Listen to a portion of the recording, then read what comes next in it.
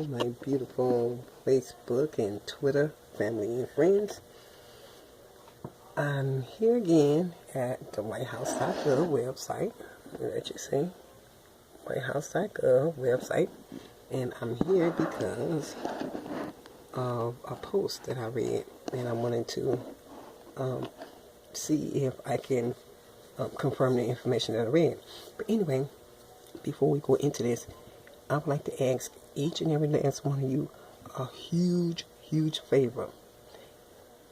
I would greatly appreciate if you would go on to www.whitehouse.gov and see if you can see the stuff that I'm looking at and the stuff that I'm going to show you today, because it's really odd that every time I go in here just to look, I find more and more information that nobody is speaking on. But anyway, what I wanted to do is I want to get off of this main page and go into the directory. And inside this directory, let me go back. So inside this directory, we're going to go into the administration. Okay. So here's the administration. Let's go in here. And it brings us to this page, the administration. When I come on to here, I just like to read. So when I came on here, I didn't mean to open it up like that. I come in here for one particular reason, and that's to read about the actions and activities of Mick Mulvaney. This guy bear watching. I promise you, he bear watching. But anyway, when I came in here, I wanted to see what was to Donald Trump. What was all up under his learn more. So I clicked on here, and this is all that's inside his learn more. They've given us a brief biopsy of him. Bunch of lies, and this is the only only post he have up under his relating to budget and spending. Okay, let's go back up because this one is not really important, but you see in this section, I just wanted to see inside here. Was it the disclosures? No, it wasn't the disclosures.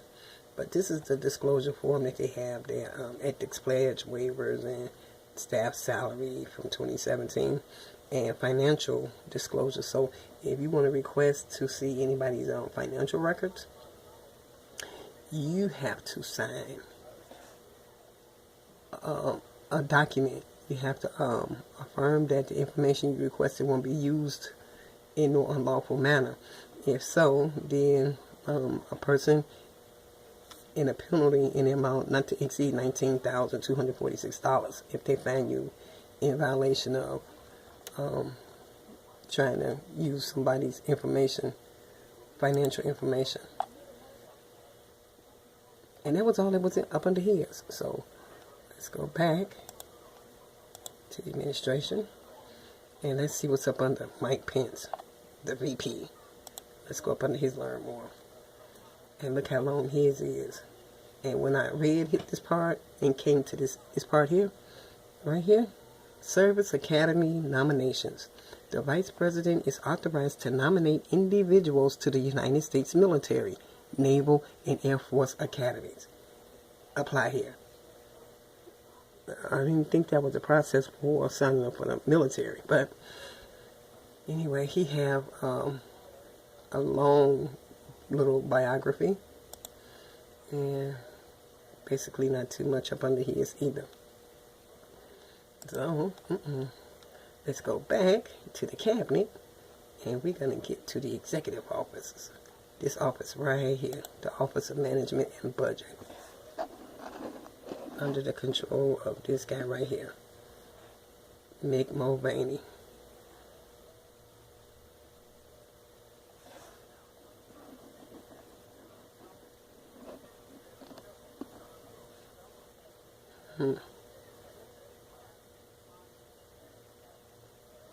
So when I go up under his Learn More, he have a long list of stuff. But anyway, let's go back. I don't want to download his image. I'm sorry if I'm going fast, but I want to get back here, because right here you have to go into in this section.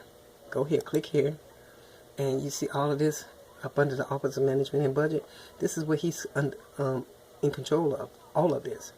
So I wanted to go in. I went into management, and up under management, they have everything that Mick Mulvaney do, and how he words things is always through acronyms. So what I did, I went to the acronym PMA, clicked on that, and it brought me to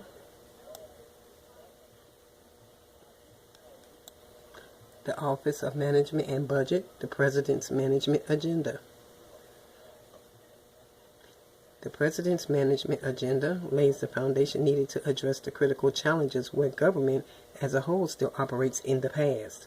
This is one of many steps to building a stronger America and providing 21st century services Americans can expect today and tomorrow.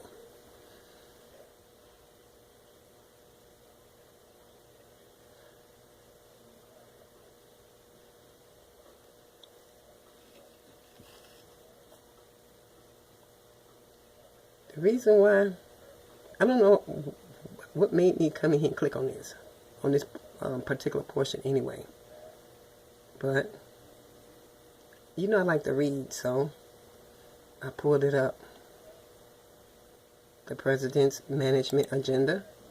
And this is what it is. It entails a 52-page brochure of the President's Management Agenda. This is the table of contents.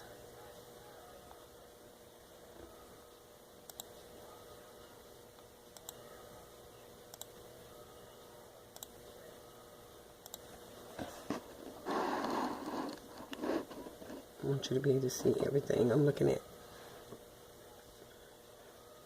And this right here is scary to me. It is. It's scary to me. And the reason why it's so scary is because of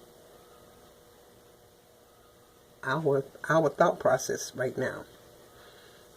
We're still thinking that we're not moving forward, and if for those who are not satisfied with the current body of elected officials, we're under the impression that we're going to be able to get rid of them in the upcoming election. I posted online over 1,000,001 times their amended version of the Constitution, and I'm not for certain why our other elected officials are not addressing this, but their amended version of the Constitution is the law. It is the law. And it's unreal. Nobody in the media speaks of this. And I know if I'm able to see this, and everybody should be able to see this.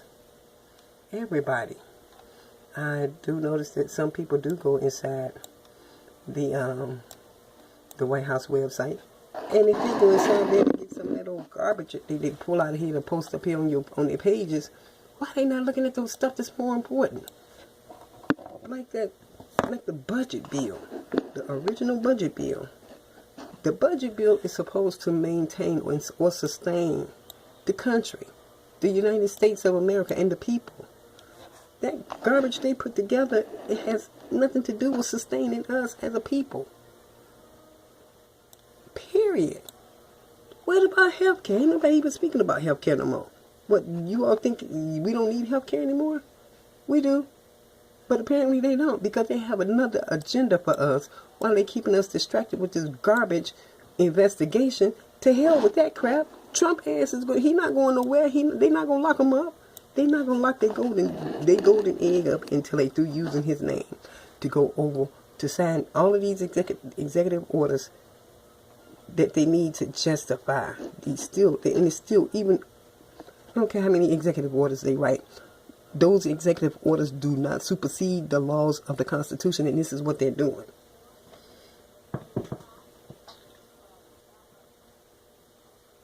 I get angry. But anyway, this president's management agenda is something that we all should be reading. This is something that should be splattered across the damn Facebook, Twitter, everywhere. Because everybody needs to know what the hell Mick Mulvaney is up to. Mick Mulvaney, Paul Ryan, Michael Pence, Orrin Hatch, Mitch McConnell, Kevin McCarthy, and the damn Donald Trump. Excuse my language. I'm just fed up to the top of my neck. Because this crap is crazy. It's not only crazy, it's scary. Because we had elected officials who were supposed to, you see right here in their Constitution, this is what they were supposed to do, and what they're doing is what they believe we're asking them to do. But anyway, where we are, the federal context, when America's founders wrote the Constitution, they laid out a clear vision for the United States government to establish justice, ensure domestic tranquility, provide for the common defense, promote the general welfare, and secure the blessings of liberty. To this day, the business of government remains to serve the American people in these foundational areas. That is not true. We are supposed to maintain the laws to pass on to our posterity. These old crack people are not our posterity. This is for those babies that's out there fighting for life. But anyway, 2 decades into the 21st century, the public still believes that the federal government serves critical roles and, in some areas, perform them well. Yet public trust in the federal government continues to decline, sitting at near historic lows. The nation also faces significant national debt and annual deficits that require government to change how it operates.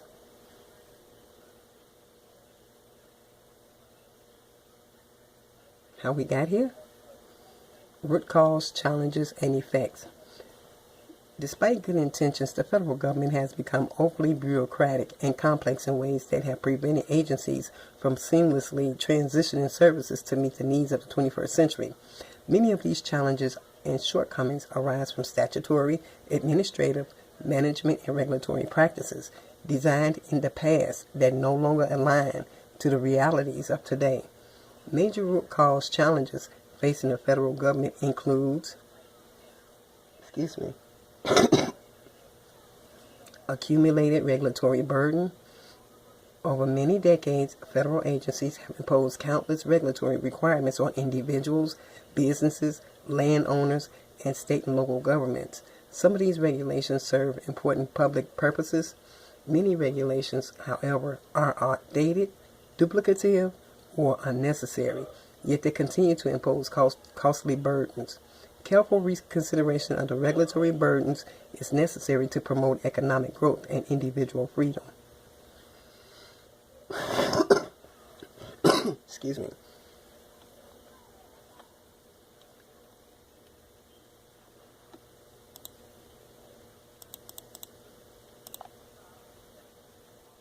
Structural issues.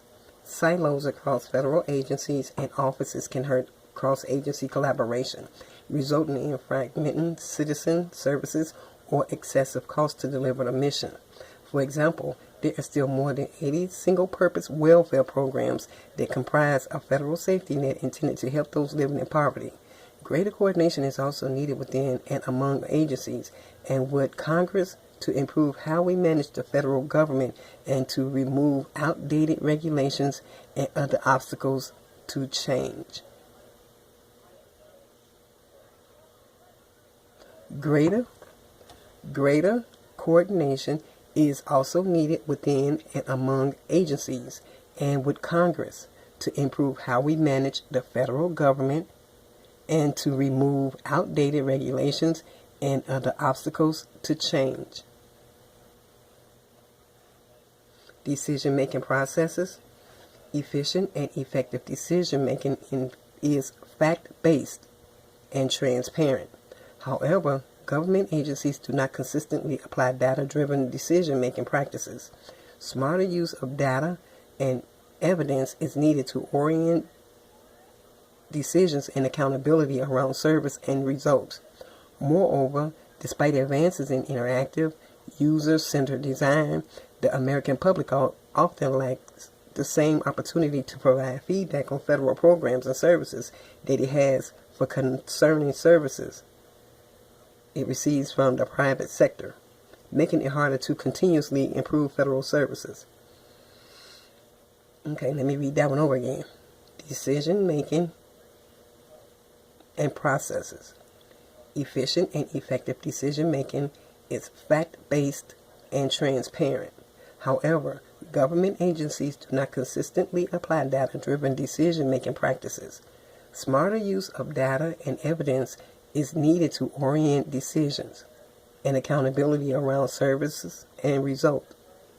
Moreover, despite advances in interactive user-centered design, the American public often lacks the same opportunity to provide feedback on federal programs and services that it has for... Do you see right here? Right in here? Didn't make no sense. The American public often lacks the same opportunity to provide feedback on federal programs and services that it has for concerning services it receives from the private sector, making it harder to continuously improve federal services. Okay, I understand now. Leadership and culture. Achieving beneficial outcomes that serve the public should be the government's primary focus. Managers need sufficient discretion to execute programs effectively, foster the highest performing workforce, and solve real-time problems.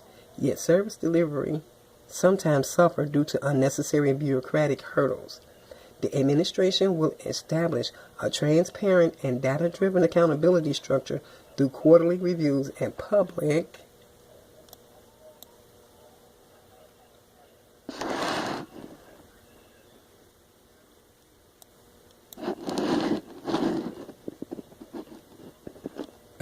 updates on www.performance.gov that identifies successes and areas that need management attention.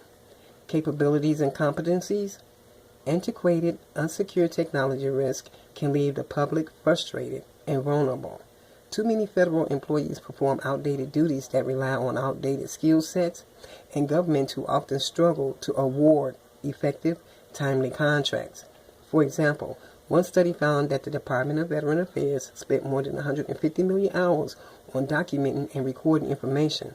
The Department of Homeland Security could save 800,000 hours annually by increasing automation of compliance with standards.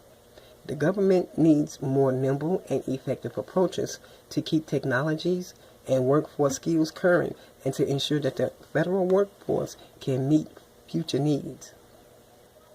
The vision for reform must be multi-generational, enabling the federal government to adapt to changing needs over time. Rather than pursue short-term fixes that quickly become outdated once again, this administration will pursue deep-seated transformation, but it will not happen in 1 or 2 years.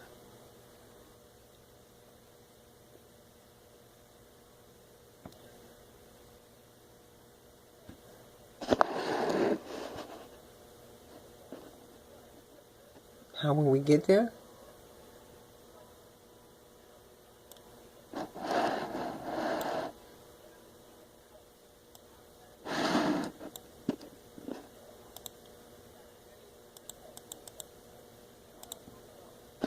How will we get there?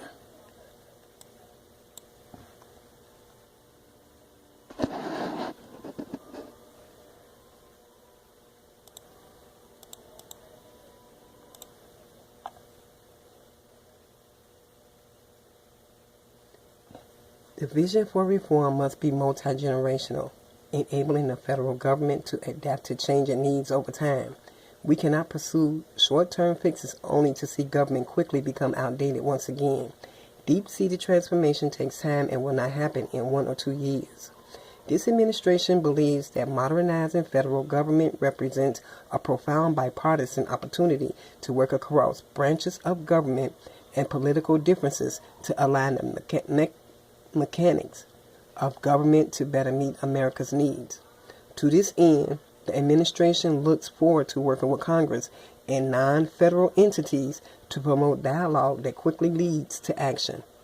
The President's management agenda sets out a long-term vision for effective and modern government capabilities that work on behalf of the American people and focus on the following.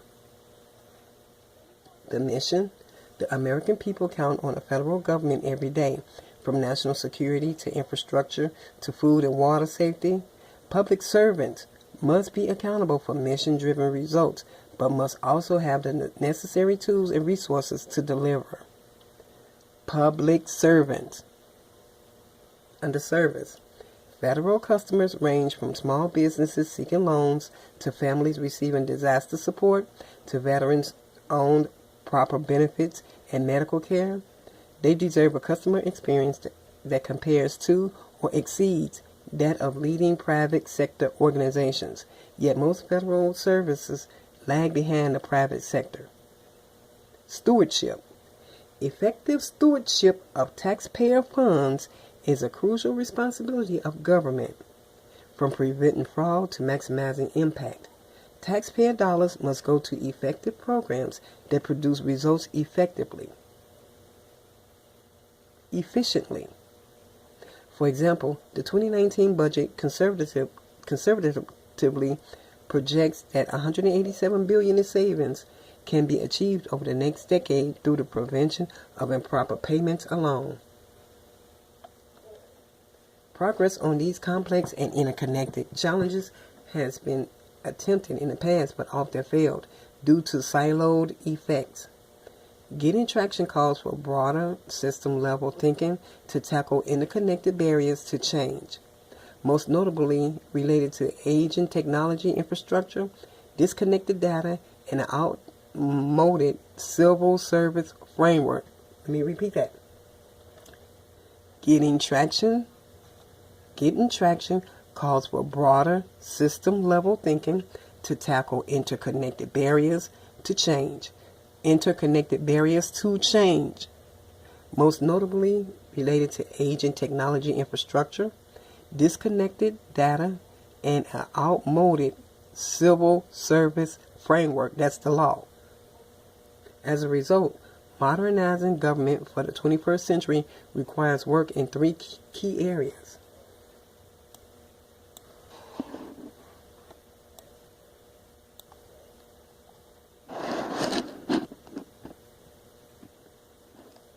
Modern information technology must function as the backbone of how government serves the public in digital age, meeting customer expectations, keeping sensitive data and systems secure, and ensuring responsive, multi-channel access to services are all critical parts of the vision for modern government.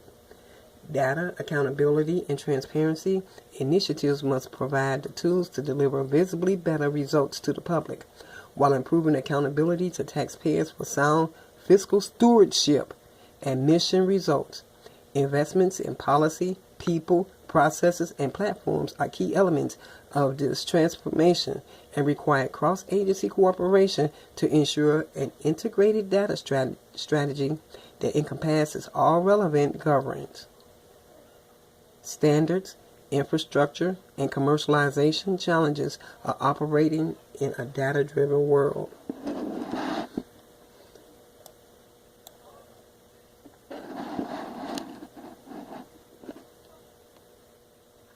The workforce for the 21st century must enable senior leaders and frontline managers to align staff skills with evolving mission needs. This will require more nimble and agile management of the workforce, including reskilling and redeploying existing workers to keep pace with current pace of change. The administration will make investments in this vision for transformational change, paving the way for sustained improvement over time that is efficient, effective, and accountable.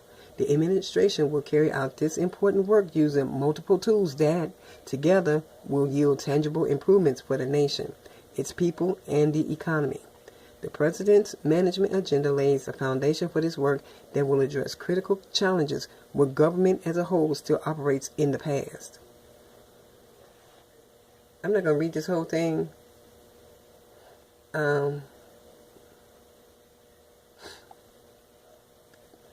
I wanted to read the more important parts, like this piece coming up, the tools for transformation. Over time, these changes will target broad structural issues that are barriers to a more effective and efficient government. Most importantly, the administration cannot fully equip the government to meet modern management challenges without support from Congress. In some cases, real change will demand different agency structures. In other cases, we may need to update rigid requirements from the past that hold back government. Did you hear that? Right here. In other cases, we may need to update rigid requirements from the past that hold back government. The administration looks forward to working with Congress on key legislative changes that will enable agencies to operate effectively and drive improvement in the present day. Examples of potential areas for legislative change include consideration of the reorganization and reform plan proposals included in the President's fiscal year 19 budget and that will be released later this year, consideration of proposals for appropriate access to existing government data that can inform and improve federal programs. This right here is an attack on the people. This is an attack on the people. And what they're going to do, they're not basically telling us inside this PMA, they're not basically telling us inside this PMA how this is going to affect the people. So far, they basically talking about the poor people, how they're going to get the poor people back to work. But inside of that, the Constitution, they want to make the poor people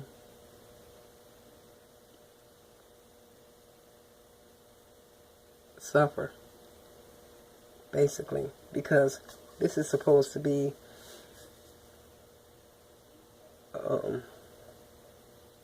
human beings. Human beings don't prey on other people. Stewardship.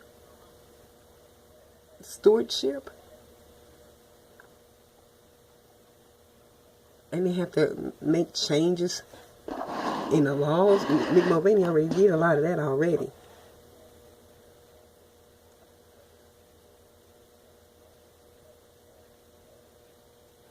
Identifying cross-agency priority goals to move from vision to action. This is really scary. And the reason why they keep talking about this transparency, but nobody is seeing this stuff. This stuff is not even being posted nowhere. Only thing the media is talking about is Donald Trump. To hell with Donald Trump. To hell with what he's doing. And to hell with any investigation. This is more important than that crap. This is more important than that damn crap, because in the end of the day, Donald Trump is not going anywhere. Well, he's not going anywhere. And he's not going anywhere because they are going to protect him. But anyway, this is important. And this is important because, let me see. They're considering the people projects. And they have like, the stakeholders are people who are, I guess, private entities who are buying into this competitive project crap that Mick Mulvaney and Paul Ryan and them come up with, where they selling us as a service, human capital. They're selling us our jobs. They're selling us. But anyway, everything that is done, they're doing it. They're rewriting the whole laws through executive orders. It cannot happen. What is going on in there with the elected officials? Why is no one saying anything? This is what I'm trying to find out. Why nobody's speaking on this? Enabling capability, executive orders, and policy. This ambitious effort will require extensive collaboration and coordination across the entire federal enterprise. In addition to the modernization efforts that each agency will undertake, government-wide leadership will be essential to drive the necessary sustained momentum. The Federal Chief Information Officer, in coordination with agency partners such as GSA, DHS, and Department of Commerce, will provide guidance to federal agencies on numerous critical and IT-related issues over the next year, including policy that supports implementing a unified approach to utilizing federal commercial cloud and data centers. This is crazy.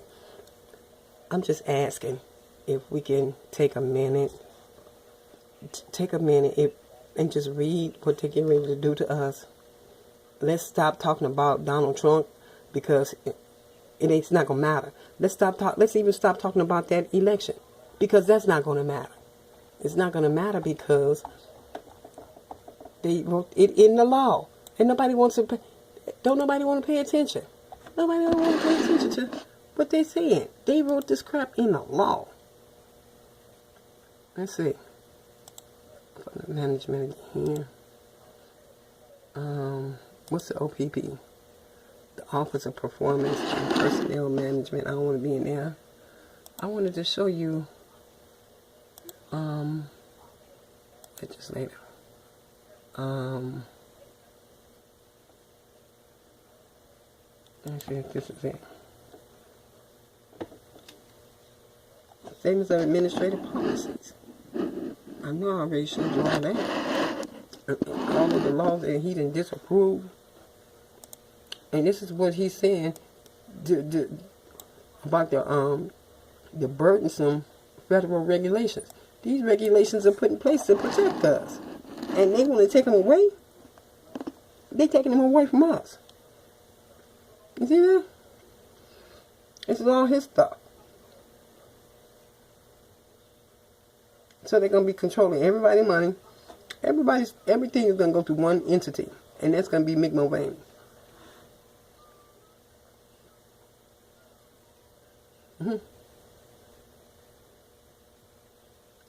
This is really crazy. And everything is so punitive. Everything is so punitive toward the people. This right here is a good one to read too. Because they done amended that budget bill, HR 244, 18,000 times. And every time they amend it, they add more. They add more punitive measures against the people. A lot of this stuff really don't make any sense. What does all of this have to do with sustaining the country? The FISA amendments, Tax Cuts and Job Act, flood reform. What does that have to do? What about health care? What about all that? Taking away our rights to have a fair hearing in court. They are doing a whole lot. Let me show you something else in here.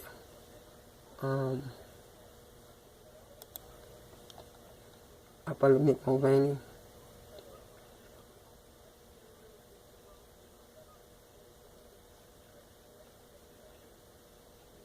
This is crazy. It really is. Nobody's paying attention because we're all focusing on Trump and that damn. We already know that he didn't win that election. He didn't even win that election through the electoral college votes. So there it is. The hell.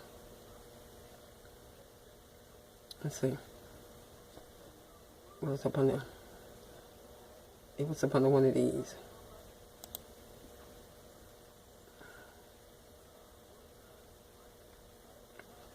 See how they keep amending it? You see that? This is Mick Mulvaney and Paul Ryan.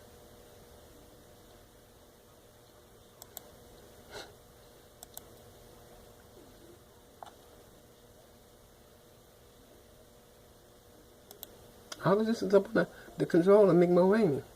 All of this. You see that? Office of Management and Budget. I've never seen nothing like this before in my life. I'm eating cookies, so let me it was something else in here I wanted to show you.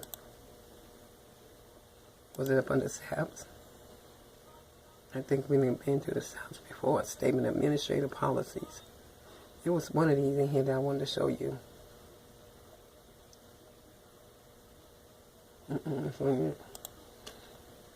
But anyway, I've been rolling with this for a while, and I just want to ask you all, I'm begging you all to please pay attention.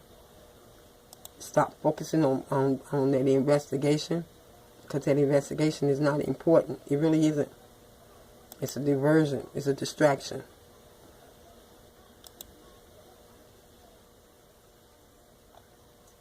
It's a distraction. And this right here, letter regarding a change to the fiscal year 2019 budget related to the risk corridor programs. Do you all know what that is related to? That's related to healthcare. Click on that. You see that? You see that? The three individuals, main ones. This is Mick Mulvaney writing this letter to Paul Ryan. And this is what I'm not understanding. How is Mick Mulvaney writing them all, writing the rules? How is he doing this? I'm not understanding this at all. Can you see this?